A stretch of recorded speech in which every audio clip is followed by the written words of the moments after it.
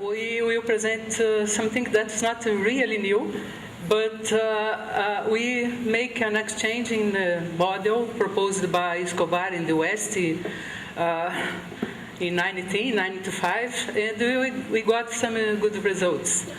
Our proposal is to build a more flexible model for density estimation. Flexible here, more flexible means we are assuming non-parametric Bayesian mixtures via the Dirichlet process, and that is flexible from the Bayesian point of view. And we are trying to extend the paper of Escobar West by considering two different kinds of non-parametric mixtures. In the first case, we are assuming a more flexible mixing measure, and in the first case we are using a more flexible parametric distribution, and in the second a more flexible mixing measure in this Dirichlet process mixture defined by Ferguson in 1973. The mixing or the flexibility in the parametric approach here came from the Skew-Normal distribution defined by Azzalini in 1985. I will present some simulated data sets, and we will consider also this old Faithful Geyser data set that is quite frequently used in the literature when you are talking about Bayesian estimation, density-based estimation. How you think about non-parametric mixtures? What is the difference from the usual point of view is that here our parameter is the random measure that is defined on our parametric space. And you must put a prior distribution for this measure of probability. You have many different ways to do that. We can use the first approach we saw in the literature world using the Dirichlet process prior, but there is an inconvenience on using the Dirichlet process prior, because in this case they provide a discrete measure almost surely. What was the solution proposed in the literature by Ferguson? Was to consider a random mixture of the Dirichlet process. That's what I will consider here. But we have some other approaches that are really good also. We have a Polya tree that is the main papers I found in the literature came from Lavin, and the advantage here is that you have a continuous measuring, and you have also, if you have measures that are defined in the intervals, limited intervals, there is an approach proposed by Sonia Petroni that is using Barnstein polynomials. We have a very good job by Antonio Canali and David Dunson that was recently published, where they propose a mixture of a random mixture of Dirichlet process, but just to model discrete data. A big review of non-parametric Bayesian approach, we found the papers of Miller and Quintana in the statistical science. There's a paper of Steve Walker and Day, Miller, and Sinha. But there are many other things. There are many literature in the area in the recent years. What is a random mixture of distribution? Is in fact this distribution, this predictive distribution here, where we are describing our uncertainty about the y's, but here we have a random mixture describing the uncertainty about the theta's. We denote by this expression here the sample distribution, and we assume that theta has a distribution G, and our uncertainty here will be about the G, this random measure here. You can use all that process that I mentioned before. If I use here the Dirichlet process prior, we will have the Dirichlet process mixture of distributions. One advantage of the Dirichlet process mixture is that you can represent it hierarchically, and you can represent it assuming that y given theta y has the f, the sample distribution I put here. The thetas you are indexing the y's are IID with a random distribution G, and you use the Dirichlet process to describe the uncertainty about G. Here you have two parameters.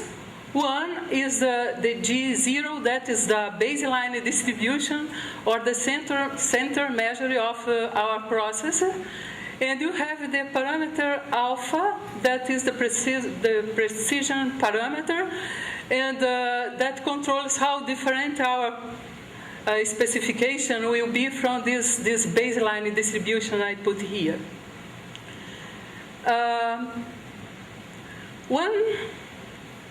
There are many representations of the Dirichlet process.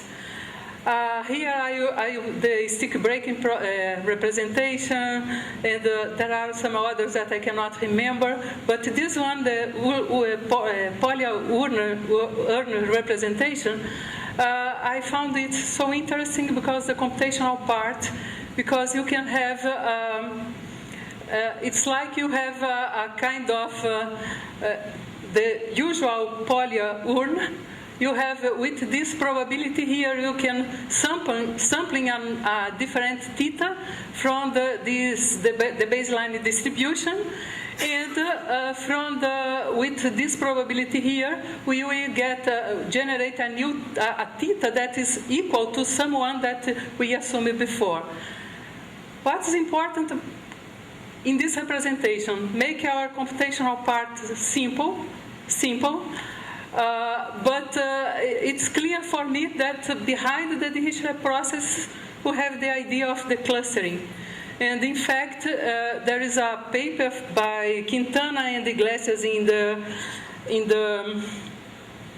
Royal B in 2003, where they proved that the Dirichlet process is a kind of is a particular product partition model if you choose different specific prior cohesions for that, and that's why I was so interested in this representation, because I was working with this product partition model before.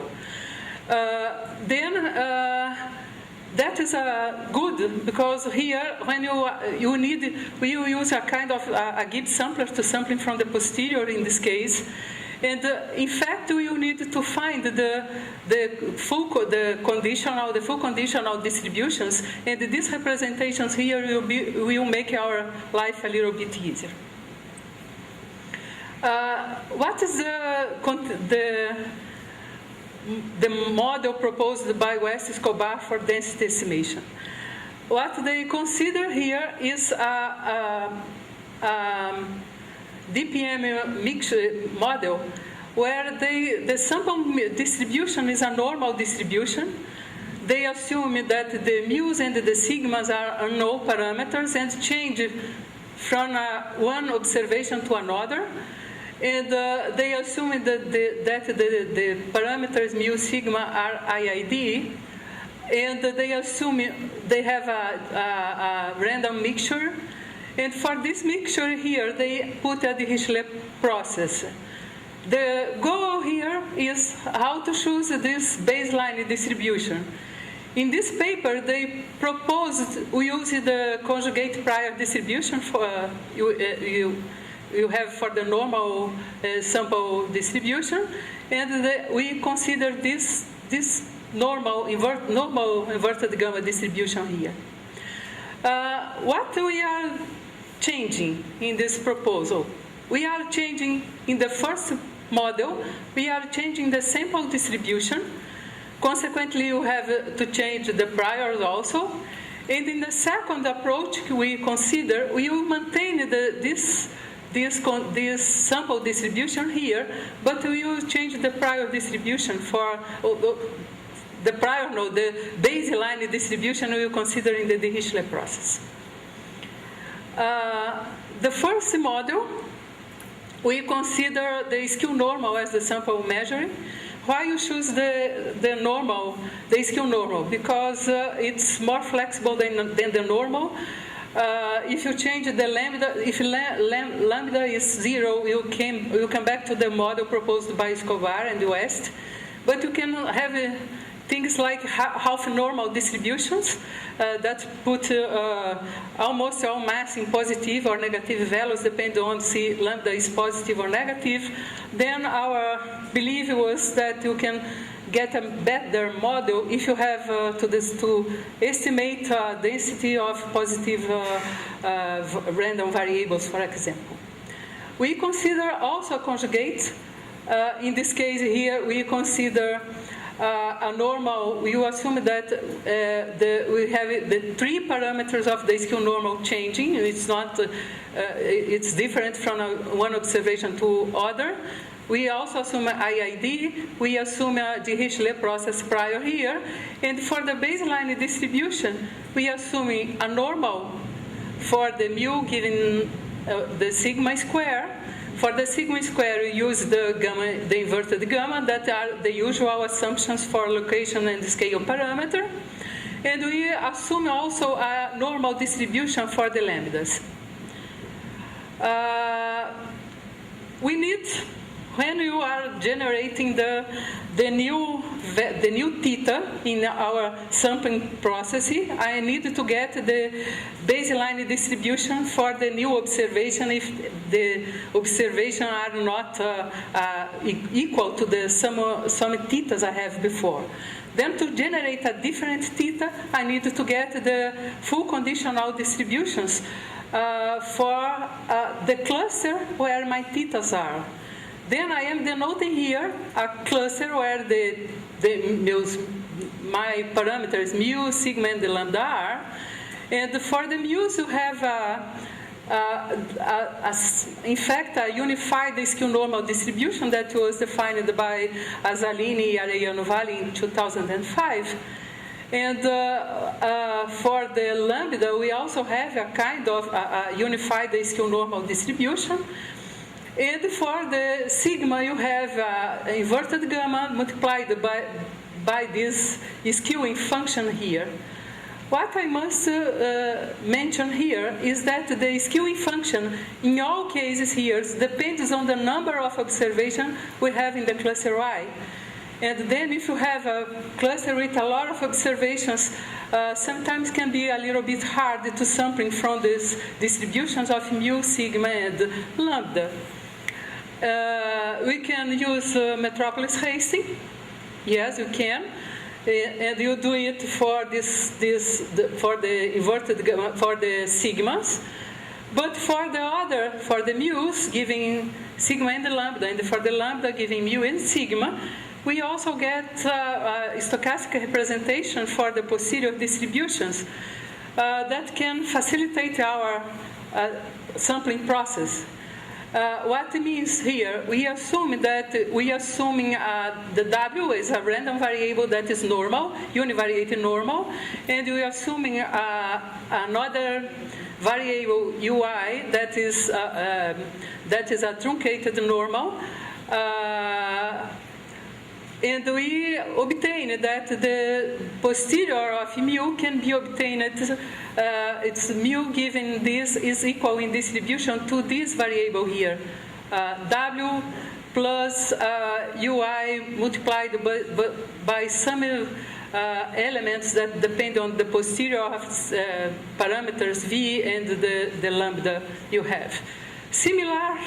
Similarly, we obtain the stochastic representation for the skewness parameter, and there is nothing new. In fact, we are generalizing here some results that Luis Castro obtained in his PhD thesis, but there he used a reference prior for the parameters in the skew-normal.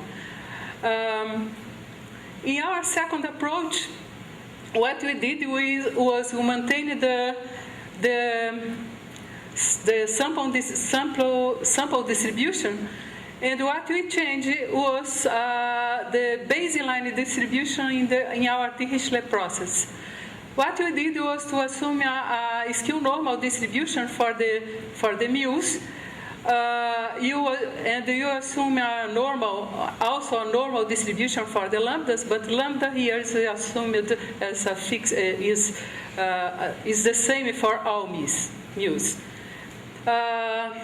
Here, the same thing happened. We have the distribution of mu and the lambda are in the sun family, or the unified skew-normal family. But here, the skewing function depends is univariate. The same happened here when you consider the full conditional distribution for the sigma square.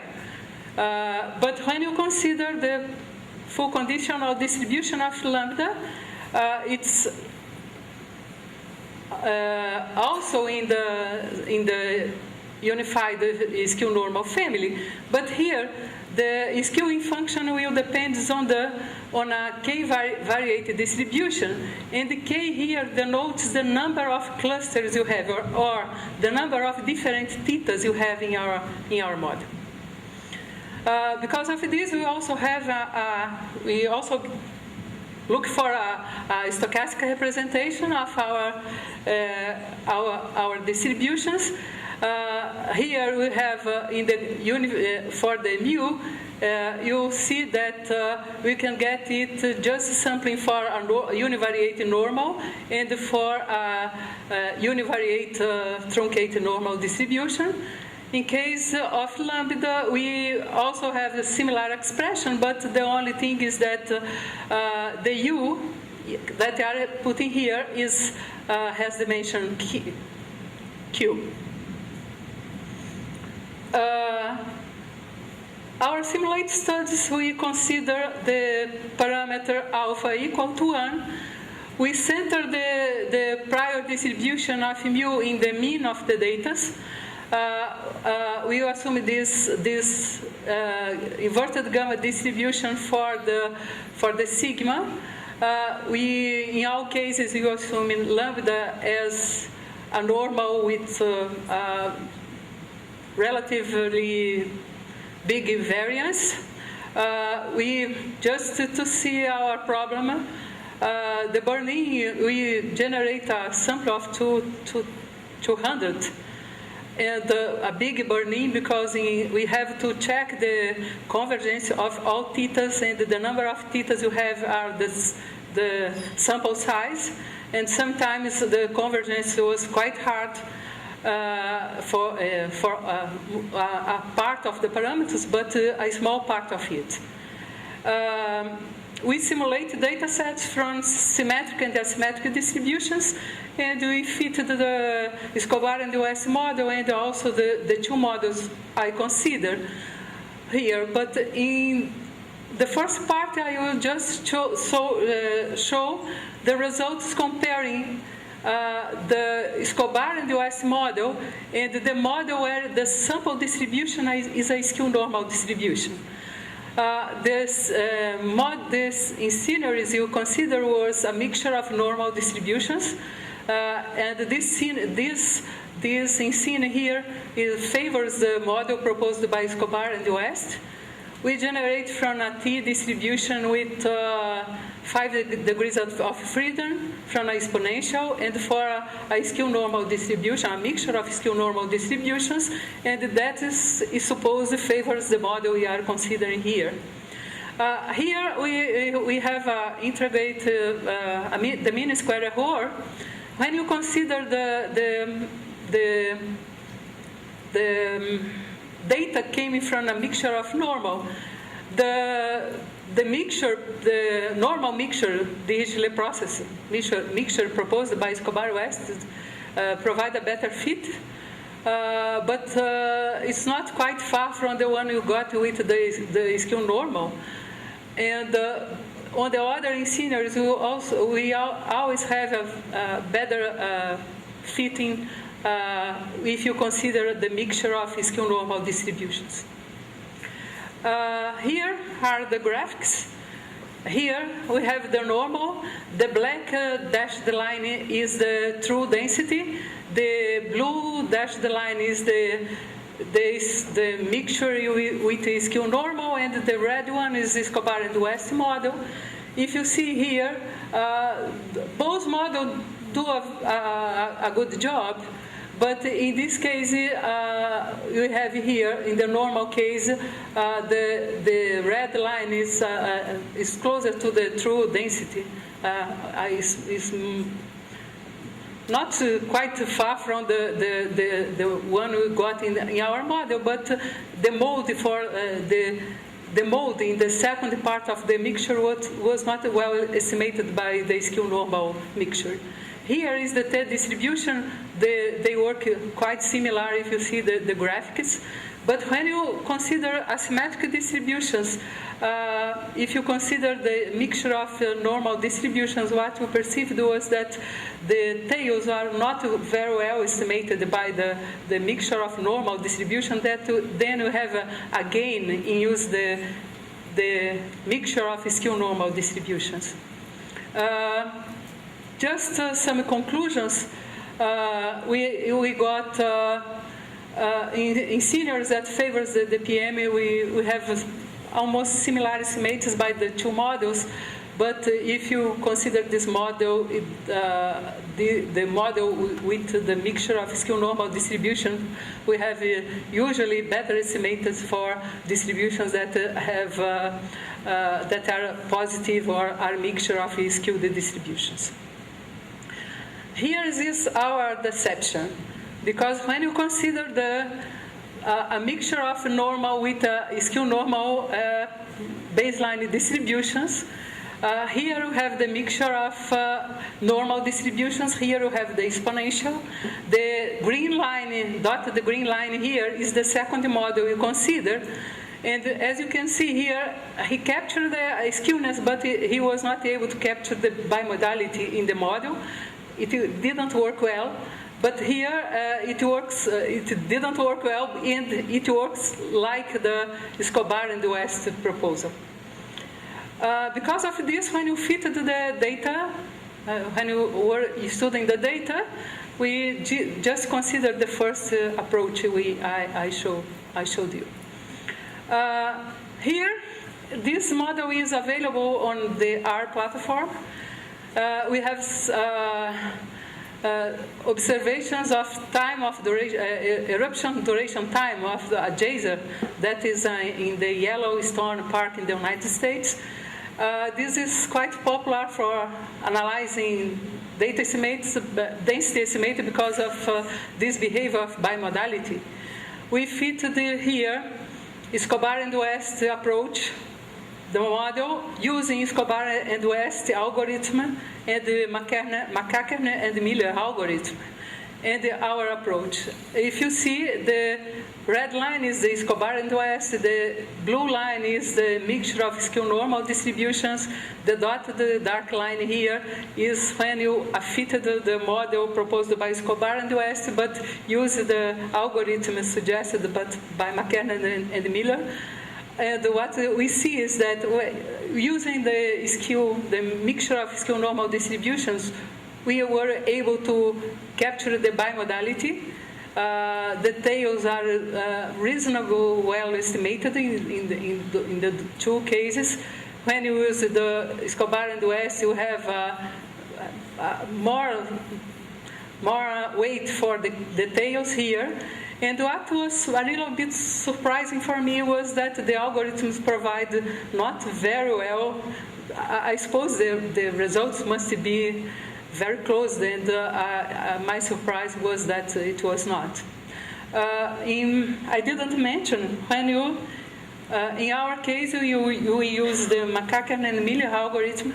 and it's essentially a clustering algorithm, and use essentially Gibbs sampler.